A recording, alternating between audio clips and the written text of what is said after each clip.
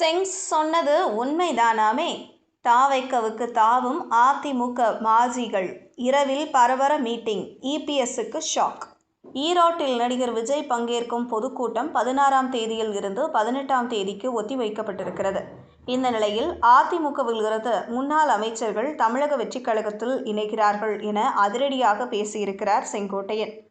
இந்த நிலையில் நேற்று செங்கோட்டையன் அதிமுகவில் கொங்கு மண்டலத்தைச் சேர்ந்த 2 முன்னாள் அமைச்சர்களிடம் பேசியதாக தகவல் வெளியாகியிருக்கிறது. தமிழக அரசியலில் புதிய வரவான விஜய் 2026 சட்டமன்ற தேர்தலில் முன்வைத்து காய்களை நகர்த்தி வருகிறார். அனுபவம் இல்லாத தலைவர்களால் தமிழக வெற்றிக் கழகத்தை அடுத்த கட்டத்திற்கு கொண்டு செல்ல முடியாது என உணர்ந்த விஜய், அதிமுக உள்ளிட்ட கட்சிகளில் இருக்கும் சீனியர்களுக்கு பனையூர் கதவை திறந்து வைத்திருக்கிறார். ஏற்கனவே அதிமுகவில் இருந்து சிடிஆர் நிர்மல்குமார் ஆகியோர் இணைந்த நிலையில் அதற்கு பிறகு யாரும் வரவில்லை.